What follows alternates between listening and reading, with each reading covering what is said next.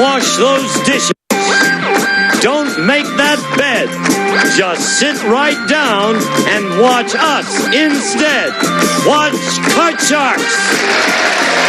And here's the host of Card Sharks, Jim Curry. Hi, thank you. Thank you very much. Thank you. You are very kind. Hello there, Gene Wood. Thank you.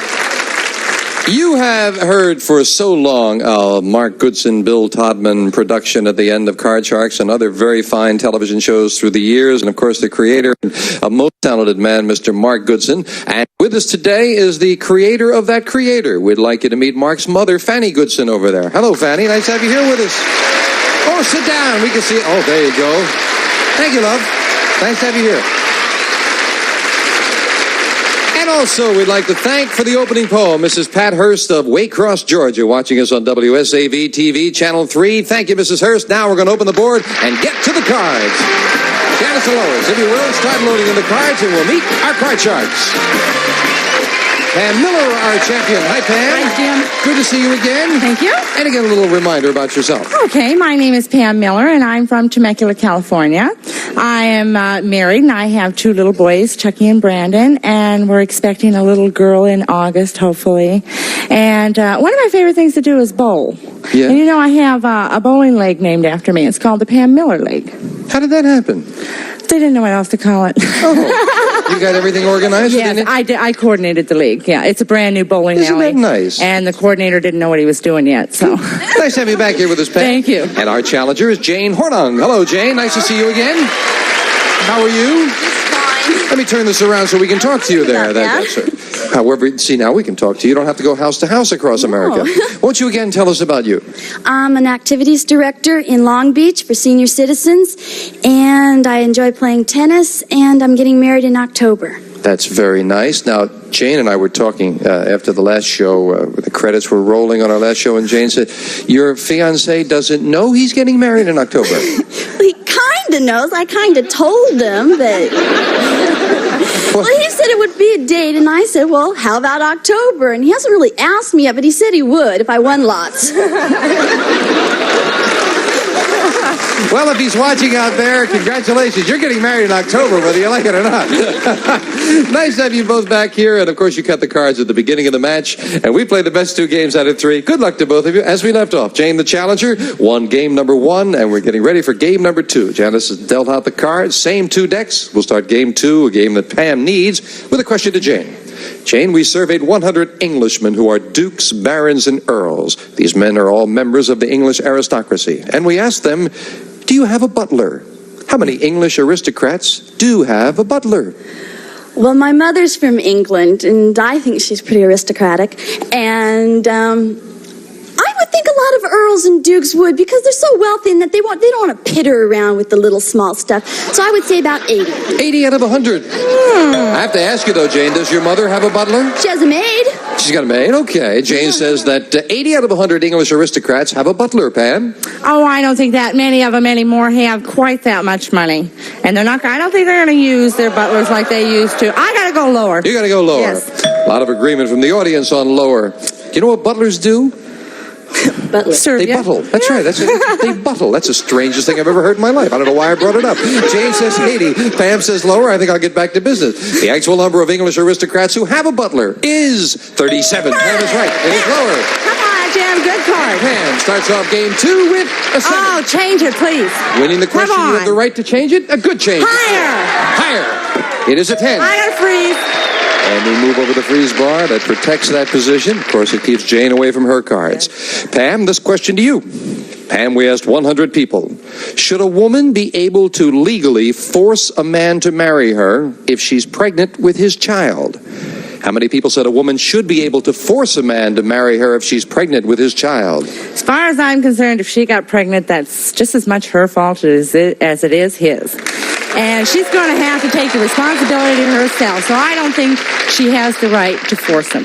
I'm going to say maybe, there's probably a few people out there that would feel that. So maybe 15. 15 out of 100 say a woman should have the right to force him if she's pregnant, Jane. I don't know. I don't think you should have to legally force anybody to do anything that they don't want to. But I think it's going to be a little bit higher. A little higher than that. You both agree in principle, but not on the number. 15 and higher. The actual number of people who said a woman should be able to legally force a man to marry her if she's pregnant with his child is 12. It is not higher. It is even lower than that. And Pam, you got it. And a 10. Change it. And again, Come a 10 to a jack. Good change. A little better. I'm going lower. Lower than the jack. No queen. First break for the challenger. Jane with a free chance and a king. Lower than a king. An ace. Wow, a good card fails the challenger. Janice fills in the spaces. Question to you, Jane. Jane, we asked 100 third grade girls. Which would you rather be, a nurse or a doctor? How many third grade girls would rather be a nurse? My niece is almost that age, and her mother's a nurse and her father's a doctor, but I think she'd rather be a nurse. Most girls do, so I think it's about 75. 75 out of 100 would rather be a nurse. Pam? I agree. I think the girls would rather be the nurse because they're feminine, but I don't think it's going to be quite that high. Some of them are going to want to be the brain and go for the doctor. So I'm going to say a little bit lower. You say a little lower. Yes. And of course, I guess what we're really asking is how much has the stereotype changed? Because years ago, it was always the nurse with the little girl. Right now, Jane says 75 and Pam says lower. The actual number of third grade girls who'd rather be a nurse is 84. Not lower, it is higher. Jane, you've got a king. Lower. Lower than a king. No. And still the good card fails the challenger. Pam with a jack. Lower. Lower than a jack? No.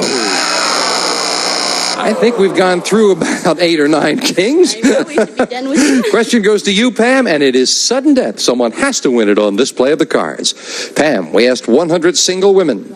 If the man of your dreams asked... Oh, listen to this one. If the man of your dreams asked you to marry him, but told you that his mother would always come first, would you still marry him and settle for being number 2? How many women would marry the man of their dreams and settle for being number 2? Gee, that's a tough question, Jim. I mean, the men, you know, if you love them, great, you want to marry him, but sometimes the mother-in-law is just going to keep you away from it. I don't know. How many said... How many of the 100 single women said they would marry the man of their dreams and settle for being number 2? They would marry him. Oh, geez. I think I'm going to have to go with about 70. 70 out of 100 would marry him anyway, even if they're going to be number 2, Jane. If he's the man of your dreams, you won't find him very often, but still mothers-in-laws can be nagging. I think it's just a little bit lower. Lower than that. This will decide control. The actual number of women who would marry the man of their dreams and settle for being number 2 is 17. Very much lower, Jane. Yeah, I think the key there was saying he's going to be number 2. Can't be much of a dream man with that. Okay, Jane, you've got a king. You need 4 cards. Pam with a jack needs 3, but you have control. Player pass. Pass it. You're going to pass it. Pam, if you could turn them all over, you tied it up. But one mistake, we have a new champion. With a jack, what do you say? I have to go lower. Lower than the jack. It is a 2. Higher. Higher than the 2. A 4. Higher than a 4. Yes. Pam turns over 3 in a row and ties it up. So, each player with 1 game and $100 who's set up for the tiebreaker. 3 cards up there, 3 questions here. Good match, and here we go. Jane, recently a football player, wrote a book claiming that he goes out of his way to injure the players he tackles. You may have read about that. So we asked 100 men, do you think a player like this should be thrown off his team? How many men said a professional football player who tries to injure other players should be thrown off his team? My boyfriend's into football, and he loves it when they really beat up on one another. But I don't think it's going to be quite that high. I think about 65. 65 out of 100 men say he should be thrown off the team if he tries to injure people, Pam. I think that's going to be a lot lower because I think a lot of them think that's the name of the game. You know, so you're for your team and you're not for the other team. So I'm going to go lower. The actual number of men who said a professional football player who tries to injure other players should be thrown off his team is 70. It's not lower. Jane in the tiebreaker has a jack. Lower. Gonna play the jack. Yeah, lower. Lower. It is a 10. You're going to freeze it. Jane needs 1 card, and she freezes. So, Pam, you're still in it. Pam, we asked 100 psychiatrists. Generally speaking, does watching soap operas help housewives cope better with their own personal problems? How many psychiatrists said watching soap operas does help housewives cope with their own problems? I don't think so because so many of the things that happen on the soap operas are so ridiculous sometimes. So I would say maybe 20. 20 out of 100 say, yeah, it'll help them cope. Jane? Women watch him and base their lives on him, so I'm going to say it's higher. Higher. The actual number of psychiatrists who said watching soap operas does help housewives cope with their problems is 33. It's a little higher. Jane, you've got a 10. I'll change it. Big change for the challenger. A 7 near the middle. Higher. If this is higher, we have a new champion for the win. Yes, Jane wins it.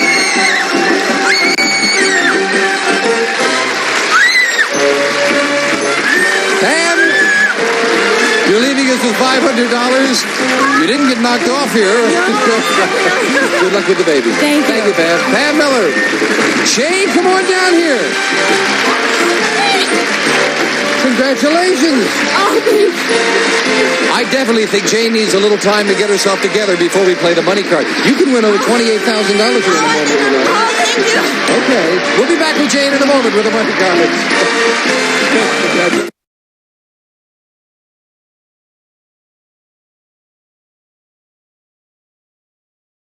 Back with our exuberant champion, Jane Hornig. You've been running around cutting cards. Yes, I have. How'd the money cards feel? Thin to win. Thin to win. You cut them thin to win. That's what my dad always says. Let's see how it works out. Let's get to the money cards right now. Come on up here, Jane.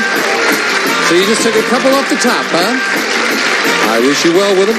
And here they come. After she cut them, we're going to deal them out. $200 of new money. 3 cards to bet as you will on the bottom level. On the second level, we'll add another $200. 3 more cards. Minimum bet's $50 till you get to the top card, the big bet, where you must risk at least half the money.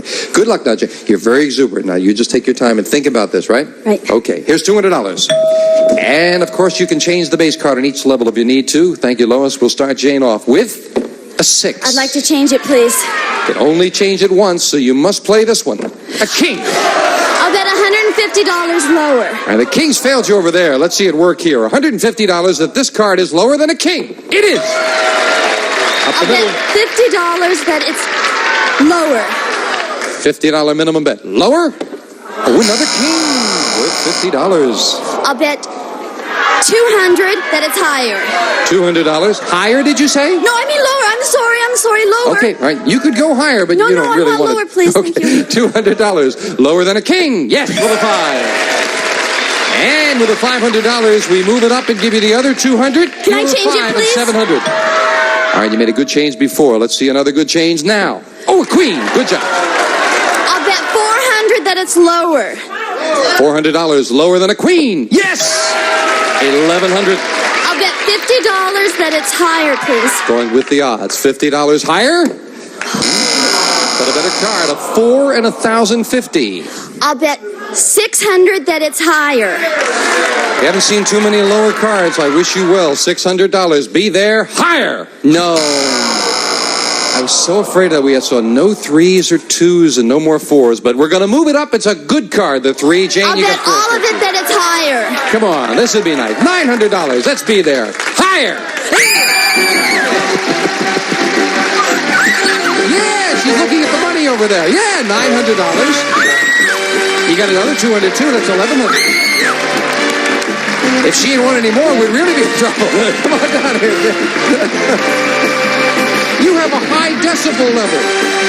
Is your whole family like that? Yes. We'll be right back with our champion and a new challenger right after this. $1,100. Thank you so much. Not bad at all.